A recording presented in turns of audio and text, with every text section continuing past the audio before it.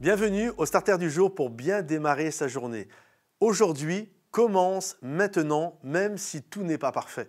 Le problème, bien souvent, que nous avons, c'est que lorsque nous désirons faire quelque chose dans notre vie, on s'imagine que tout doit être parfait. En tout cas, beaucoup imaginent que tout doit être parfait pour se mettre les meilleures chances de son côté.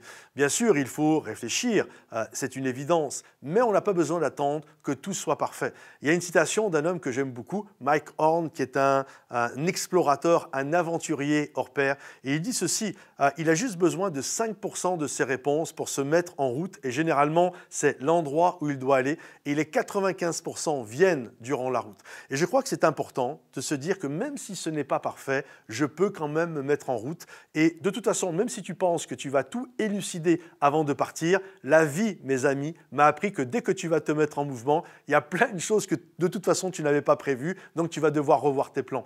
Donc n'attendez pas que les choses soient parfaites, mais allez de l'avant afin de vivre ce que Dieu a prévu pour vous. Regardez, par exemple, un jardinier, lorsqu'il va semer, il peut attendre bien sûr que tout soit parfait, mais parfois il y a quelques cailloux qui sont là, il y a quelques bricoles qui sont là, à gauche, à droite, mais il fait. Et à la finalité, il va quand même récolter son fruit, il va quand même récolter son légume. Regardez Noé, il n'a pas attendu que tout soit parfait, il n'a pas attendu que les gens soient d'accord avec lui, que les conditions météorologiques soient parfaites, il n'a pas attendu que tout le monde l'applaudisse, etc., etc.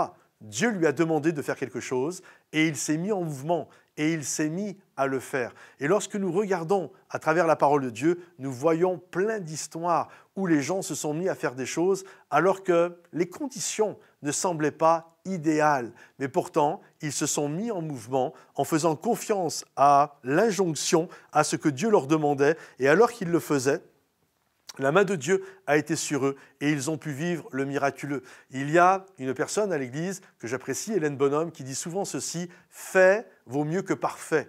Et je crois que c'est une réalité. Faire quelque chose, vaut mieux que parfait, vaut mieux que les choses impeccables où rien ne dépasse. Parce que souvent, les gens attendent ça, mais à la finalité, ils ne font jamais rien dans leur vie.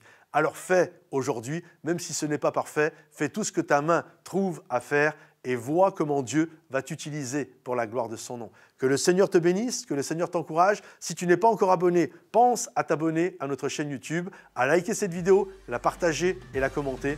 À bientôt les amis. Bye bye.